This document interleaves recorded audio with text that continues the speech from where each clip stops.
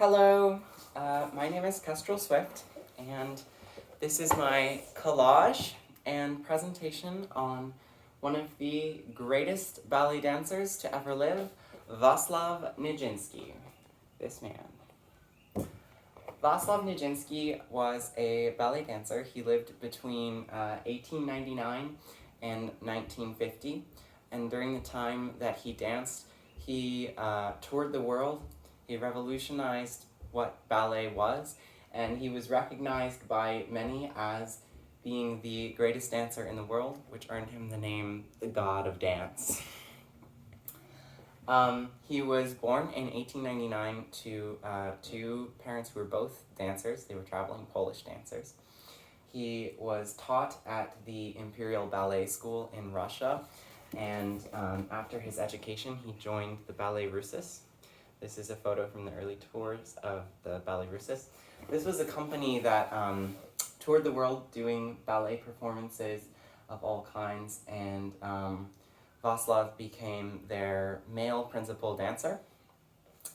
While he danced with them, he really had a great impact on the field of ballet and what it was like. So a lot of the kinds of performances they did were classical ballet. So they had a lot of elaborate costuming and a focus on overarching plot and graceful movements. And he helped to change some of that and bring about what we think of as the modern ballet, including more angular movements and simpler costuming. He would move jarringly out of time with the music. He would highlight sometimes the male dancer over the female, which was not common. And he would have simple and even suggestive costuming. So this, if you can see, is a photo of him in costume for a ballet that he choreographed, The Afternoon of the Faun. Here's a piece of him in the same costume. The Afternoon of the Faun was one of his most famous works, and it was a very controversial ballet, as a lot of his works were, because it explored themes of sex and sexuality, including choreographic allusions to homosexuality and masturbation, things which at the time were extremely taboo, and it was almost unheard of to express these things in dance. So Vaslav was revolutionary in this way as well. These themes of homosexuality and such were because he was, in fact, a gay man. At the time that Vaslav Nijinsky was dancing, he was probably one of the most notable gay figures in the world. He has inspired generations of queer artists who have come since him, including dancers and graphic artists. All of these pieces were made by queer artists portraying Vaslav Nijinsky. He's also inspired, so many dancers, including myself. He was known for relationships that he had with men, and including counts and dukes, and especially for his relationship with this man, Sergei Diaghilev. Sergei Diaghilev was the director of the Ballet Russes at the time that Vaslav danced for them, and when Vaslav Nijinsky took a wife, Romola Dopulsky, his relationship with Sergei Diaghilev fell apart, and Diaghilev fired him from the Ballet Russes.